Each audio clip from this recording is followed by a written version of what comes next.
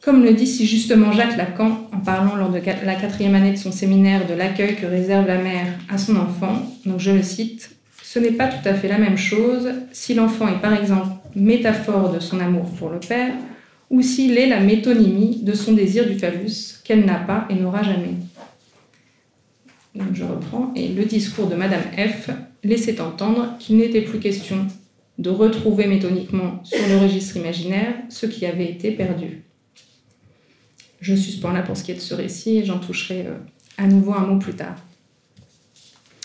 Ce que nous indique cette dernière phrase de Lacan, c'est qu'il y a dans l'expérience du devenir mère, de l'accueil d'un enfant, deux versants. L'un métaphorique, du côté du symbolique, qui consiste à mettre au monde et accueillir un être en le considérant comme un sujet, même s'il ne l'est pas encore, et à assumer la responsabilité de le conduire vers son autonomie. L'autre versant, pris dans l'imaginaire, se repère lorsque l'être, le tout petit et même le plus grand, va être mis en position d'objet. Il est vrai que nous sommes bien plus souvent témoins dans nos consultations de l'expression de la seconde tournure que de la première.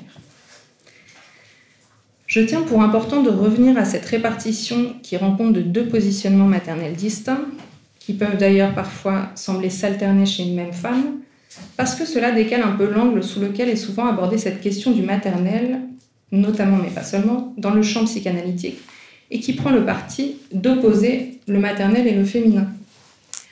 J'en tiendrai pour exemple un ouvrage que j'ai voulu retravailler en vue de notre colloque d'aujourd'hui.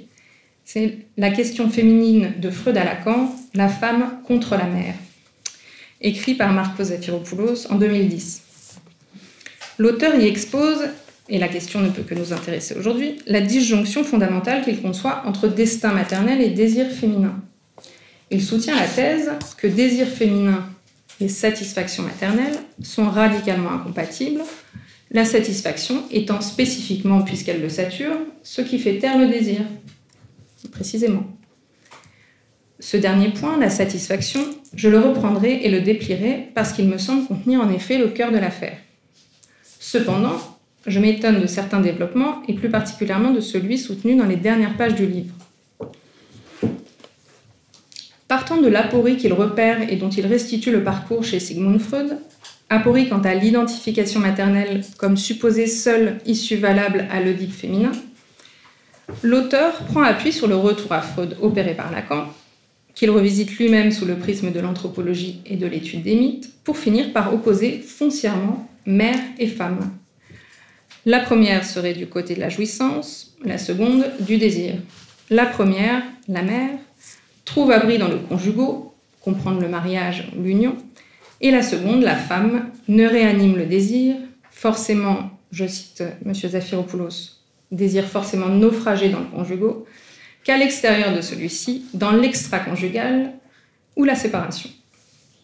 L'auteur tient pour preuve le nombre toujours croissant de divorces dans nos sociétés, majoritairement à la demande des femmes, et ce d'autant plus si elles travaillent, et d'autant moins si elles ont des enfants. La thèse est donc claire, je le cite, « Nous affirmerons que la femme est d'autant plus femme qu'elle est moins mère et qu'elle a les avoirs suffisants pour incarner le phallus au cœur du collectif. » La femme est d'autant plus femme qu'elle est moins mère. C'est ce que je souhaite porter à discussion aujourd'hui. Et M. Zafiropoulos de conclure son ouvrage en faisant de Médée, justement elle, la vraie femme, comme nous a dit Lucille, ce qu'aurait soutenu Lacan. Je cite M. Zafiropoulos, « Médée, c'est la meurtrière intégrale, celle qui s'est levée contre toute sa famille pour épouser son destin de femme, ou mieux dit l'entièreté de ce destin, c'est-à-dire un destin où la femme est vraie parce qu'elle sacrifie à l'entièreté de sa féminité toutes les satisfactions maternelles. Non, décidément, la mère n'est pas l'avenir de la femme, nous dit-il. L'entièreté non plus, je l'espère, n'est pas l'avenir de la femme. Si j'entends bien sûr dans le propos que le devenir mère n'a pas à être présenté comme l'accomplissement du désir de la femme, ni d'ailleurs comme traitement à son énigme, et que devenir mère sans cultiver le féminin conduit au ravage, je souhaitais aller plus avant dans cette affaire de satisfaction, pour tout du moins en situer le ressort. Je soutiens que devenir mère, c'est aussi, et nous tendons à ce que ça puisse devenir surtout, une responsabilité, celle qu'implique la fonction. Il serait dommage que certaines se sentent autorisées, voire poussées, à désinvestir la fonction maternelle et parentale au prétexte d'un supposé inévitable péril de leur désir. Ce n'est pas comme ça que se résolvent les impasses.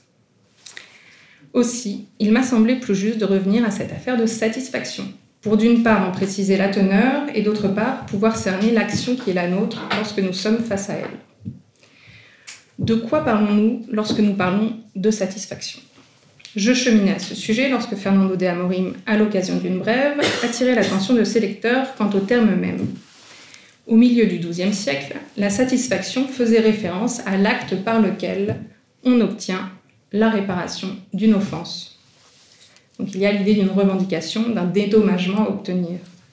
J'ai trouvé la définition saisissante, car il s'agit précisément de cela. Écoutons Lacan dans son séminaire « Les formations de l'inconscient ». Pour ce qui est de trouver sa satisfaction, donc celle de la femme, il y a d'abord le pénis de l'homme, ensuite par substitution le désir de l'enfant. Je ne fais ici qu'indiquer ce qui est courant et classique dans la théorie analytique, nous dit-il. Mais qu'est-ce que cela veut dire ? Qu'en fin de compte, elle n'obtient une satisfaction aussi foncière, aussi fondamentale, aussi instinctuelle que celle de la maternité, aussi exigeante d'ailleurs, nous dit Lacan, que par les voies de la ligne substitutive. Il poursuit, c'est pour autant que le pénis est d'abord un substitut, j'irai jusqu'à dire un fétiche, que l'enfant lui aussi, par un certain côté, est ensuite un fétiche. Donc je reprends. Le pénis, l'enfant, ne sont pas accueillis pour ce qu'ils sont. Ils se retrouvent, métoniquement, instaurés dans la ligne substitutive du phallus imaginaire, soit de ce qui obstrue, fallacieusement, le manque, et fait en sorte que la castration symbolique, soit par le moi, poussé à cela par les organisations intramoïques, toujours ajournées. Les organisations intramoïques, mises en évidence par Fernando de Amorim, font référence à l'autre non barré et à la résistance du surmoi. De ne pas consentir à la castration, pas encore tout du moins, le moi interprète le manque comme s'il s'agissait d'une privation ou d'une frustration, en somme d'une offense dont il cherchera à obtenir compensation. Ce que nous voyons là, c'est qu'une partie du moi va chercher et va trouver justification à sa conduite, alors même qu'une autre partie du moi la reconnaît pourtant comme tout à fait déplacée. Cette mère dit qu'elle sait qu'il ne faudrait pas. C'est cela, un moi aliéné aux organisations intramoïques qui pousse à satisfaire la pulsion, en faisant fi de la structure symbolique censée l'endiguer. Cette structure est celle de la castration symbolique. Et quelque chose dans l'instauration de cette structuration a manifestement fait défaut. Et le moi reste en deçà. Il vit le manque, la séparation d'avec l'objet, comme un préjudice. Les autres mères, les copines, jouissent du privilège, le moi, frustré, se l'accorde lui aussi.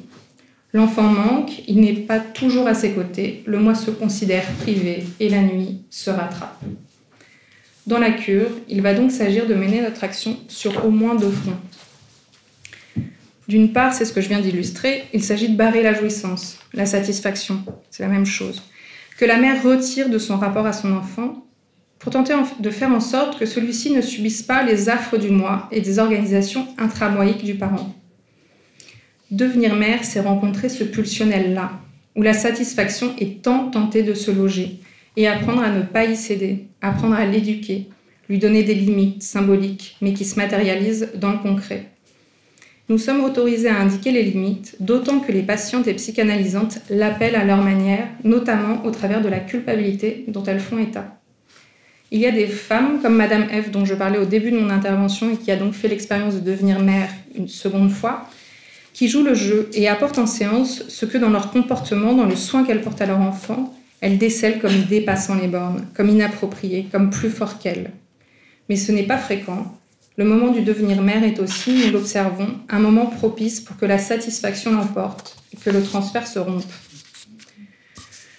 D'autre part, bien que tout à fait articulée, notre action va consister à être garant des conditions de la cure pour que l'être, qui est par ailleurs mère, puisse se diriger, via ses associations libres, vers la castration symbolique. Que cette femme puisse naviguer vers la mère oedipienne qui la concerne. Je me rapporte là au schéma des trois structures. Qu'elle reparcourt son propre Oedipe, merci, et qu'elle y mette de l'ordre. Une psychanalysante en démontrait l'indication il y a peu. Elle dont les retrouvailles amoureuses avec son mari se font un peu attendre après la naissance de leur enfant, s'entend dire sur le divan, au fil de ses associations libres, « Je peux pas m'en empêcher, quelque part, Antoine, donc son mari, je le vois comme celui qui me sépare de mon bébé. Ce que je hais chez Antoine, c'est le père. » Le père de qui ? Mon père, dit-elle. Le devenir mère réactive immanquablement ce qui de l'Oedipe n'a pas été résolu. Le père est encore vécu selon le versant imaginaire comme celui qui prive et la mère et l'enfant, celui du temps 2 de l'articulation à 3 temps avec laquelle Lacan lit la structure du complexe d'Oedipe, et non comme celui du temps 3, celui dont la fonction soutient la castration et l'ordre symbolique, et dont découlera l'ordonnancement de la différence des sexes et des générations.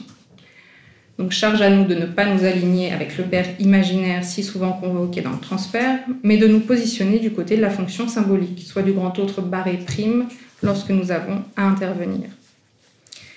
Mais il serait bien illusoire de penser que la satisfaction est l'apanage des mères. Elle est par contre celui du moi. Un psychanalysant, au moment où je terminais d'écrire cette intervention, dévoilait qu'il autorise ses enfants à dormir avec lui lorsque sa femme s'absente. C'est notre quotidien.